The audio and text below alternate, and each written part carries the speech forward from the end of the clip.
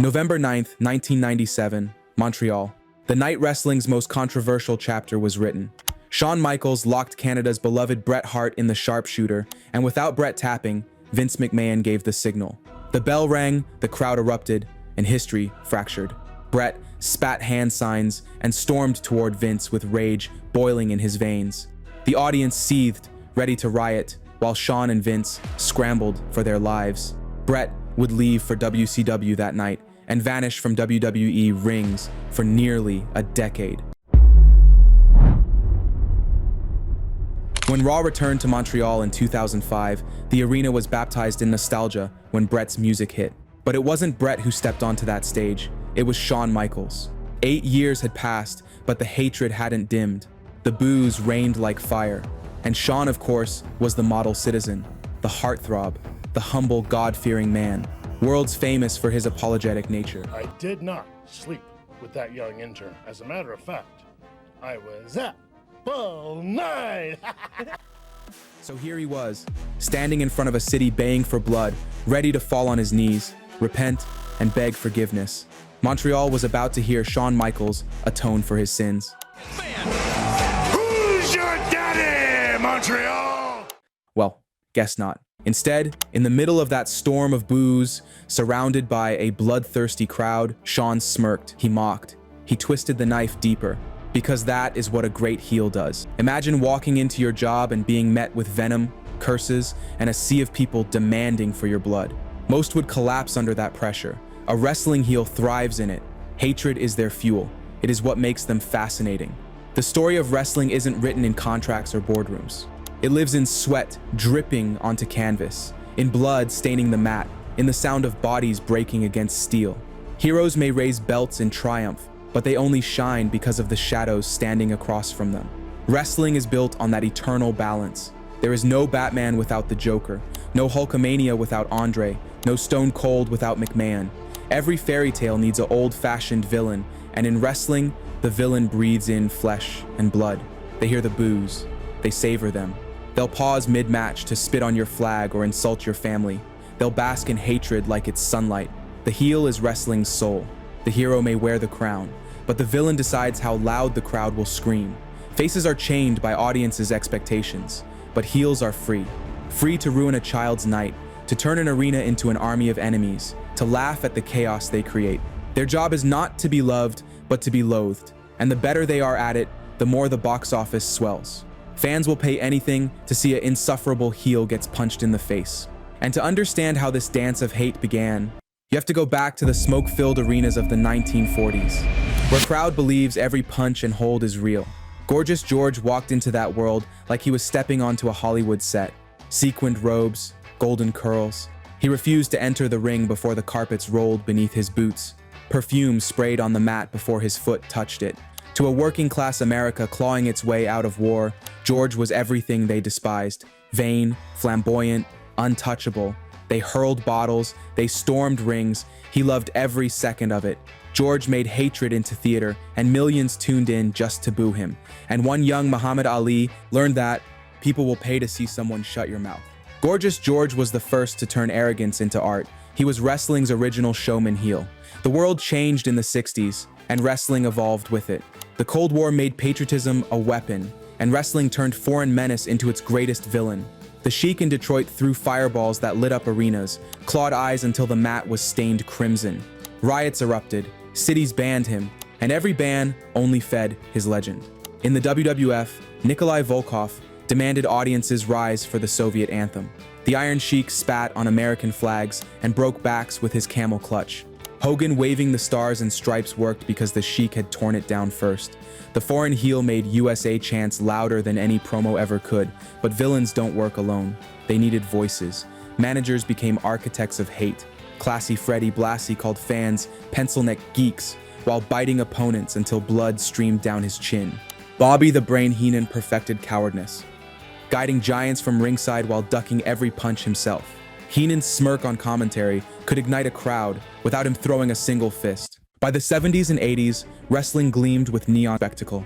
And there enters one limousine, riding, jet flying, kiss stealing, wheelin' and dealin' son of a gun. Ric Flair strutted in $1,000 suits, covered in gold, crowning himself the dirtiest player in the game. He raked eyes, cheated every pin, and made it look glamorous. His promos were gospel sermons of arrogance. Crowds loathed him, but they couldn't look away. Randy Savage burned with jealousy, paranoia dripping from every glare and every word before he became Macho Man. And then there was Roddy Piper. Oh! Just when they think they got the answers, I change the questions. Piper's pit was a battlefield disguised as talk show. He smashed coconuts over heads, shredded heroes with words sharper than any blade. Hogan's rise meant nothing without Piper's venom fueling it. If you're drowning in a river, I'm the kind of guy that'll throw you a rope. But I'll throw you both ends. Every mythology needs a giant. Andre the Giant was a beloved colossus until 1987. With Bobby Heenan at his side, Andre tore Hogan's shirt from his chest and betrayed him. Children wept. Hogan bled. WrestleMania 3 became the stage where betrayal turned into box office gold. Japan had its own monsters. Vader's 1987 debut at Sumo Hall saw him annihilate Inoki, the national hero, in minutes. The riot that followed cemented him as terror incarnate. Yokozuna carried that legacy in the WWF, crushing challengers beneath his massive frame. The monster heel gave scale to wrestling. Heroes had something larger than life to slay, but not all villains roared. Some whispered. Jake, the Snake Roberts, spoke like a cold confession. Eyes dead, voice low, with a serpent coiled at his side. His calm was more terrifying than screams. Mr. Perfect turned arrogance into daily ritual, executing flawless moves, swatting gum out of the air, smirking at humanity's flaws. Their very existence was insult enough. By the 90s, scandals dimmed WWF's glow. Heroes faltered, and villains carried the weight. Shawn Michaels tore friendships apart. Bret Hart turned bitter, finding salvation only in Canadian cheers while damning America. Flair brought his blade-sharp arrogance into WWF rings. Down in Philadelphia, ECW brewed a storm. Raven weaponized despair, turning his promos into sermons of trauma. Shane Douglas spat venom and crowned himself the franchise, stood with Hall and Nash. The New World Order was born in darkness, graffiti, and betrayal. Crowds rioted. Fans sobbed. WCW thrived for 83 weeks, powered by its army of villains in black and white. Hogan's heel turn proved even the brightest icons could burn hotter in shadow. By the mid-90s, villains were no longer supporting pieces. They were the show. WCW's empire thrived on them. WWE's survival clung to them. Wrestling's entire landscape was shifting, and in the distance, the sound of glass shattering was about to ignite a rebellion. The 1990s closed with venom in the air. The paradigm of the world shifted violently. Technology and the internet rose. The pop and boy band era drowned as the youth drifted to emo and metal. Soap operas lost ground to reality TV. The audience no longer craved shiny smiles and scripted morals. They wanted scars. They wanted someone real enough to bleed. In wrestling, the Hulkamania dream had burned out. The audience was older, sharper, angrier. Heroes wrapped in flags were useless. They wanted villains who would spit in the face of the system and stand in the fire with them. Wrestling had found a new attitude.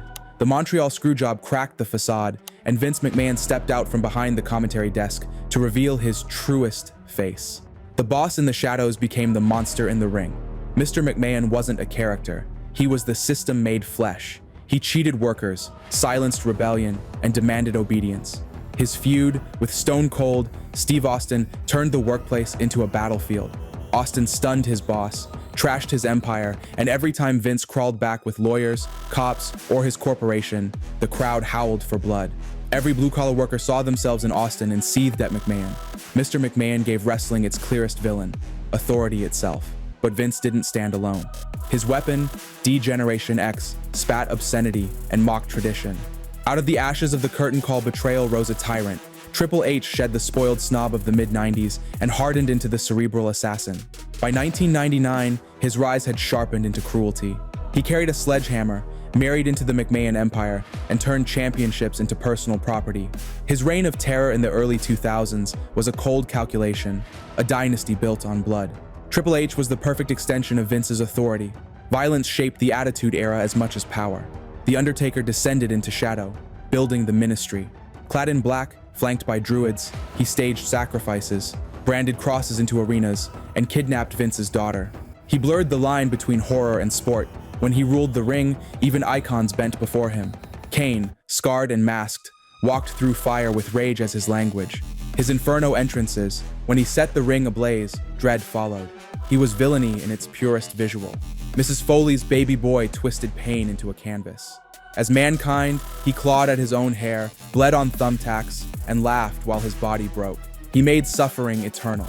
His wars with Undertaker carved his place in legend, and his heel work haunted because he wore pain as identity. Chris Jericho debuted in 1999 with sheer arrogance. He cut off The Rock mid-sentence, mocking one of the loudest voices in the business. His smirk and his mockery made fans hate him instantly. He weaponized charisma into venom. Later, he unified the WWF and WCW championships by defeating The Rock and Austin in one night. The first undisputed champion crowned himself in arrogance, not heroism. Kurt Angle perfected a different poison.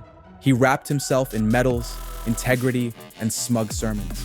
His goofy humor drew laughs, but his sanctimony drew pure hatred. He was brilliant, arrogant, and could back every word with mat dominance.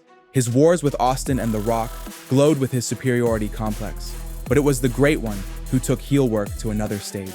When The Rock aligned with Vince's corporation in 1998, he became the corporate champion. His arrogance, his disdain, his mocking catchphrases, fans despised him. Yet his venom sharpened Austin's rebellion. The Rock proved villainy could roar as loud as rebellion. Attitude Era's breaking point came at WrestleMania 17. Austin shook McMahon's hand after beating The Rock, joining the very devil he had fought for years. The audience was stunned. The rebel had fallen to corruption. It was betrayal written in bold, the ultimate heel turn, the sign that the Attitude Era had bled to its end. From those ashes came ruthless aggression. The old gods had fallen. A new breed of heels stepped forward. Triple H dug his roots deeper. His dominance infected the early 2000s. He forged evolution, surrounding himself with Orton, Batista, and Flair. They hoarded championships and dictated careers. Randy Orton became the legend killer. He spat in the faces of icons, punted skulls, and destroyed Foley on his way up. His cruelty was pure theater, his arrogance undeniable. Brock Lesnar tore into the industry like a predator. He crushed Hogan, flattened The Rock, and broke Undertaker on SmackDown. His aura was inevitability. With Paul Heyman at his side, his dominance became a machine. He wasn't arrogance. He was a force of nature. JBL reinvented himself into the Wall Street tyrant. Gone was the barroom brawler. In his place was a limousine-riding corporate heel who reigned as champion and preached the gospel of wealth. Fans despised him with every fiber of their being. Edge turned betrayal into his art form. He speared Hardy through tables, kissed Lita in the wreckage, and lived as the rated R superstar. His opportunism became his signature. When he cashed in Money in the Bank, he reshaped the very concept of betrayal into spectacle. Beyond WWE, Minoru Suzuki in Japan and Rudos in Mexico carried villainy forward. Their influence bled into WWE through men like Eddie Guerrero, who bent rules with brilliance. Latino heat left a void no one has filled since. By the mid-2000s, the industry had been redefined. Villainy wasn't spectacle, it was law.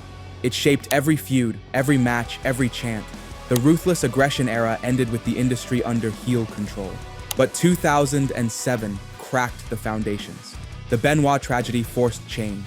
Families and children filled arenas. Sponsors called for a softer edge. The PG directive smothered the fire. The heels of the Attitude Era and ruthless aggression had carved scars across the industry. But now, a new generation was waiting. The PG era was coming, and so was the man who would force the world to acknowledge him. By the late 2000s, the world itself had shifted. The financial crisis left scars, and social media rose like a mirror no one asked for, forcing culture into constant, networked accountability. The world's attitude softened under surveillance. Audiences no longer demanded chaos.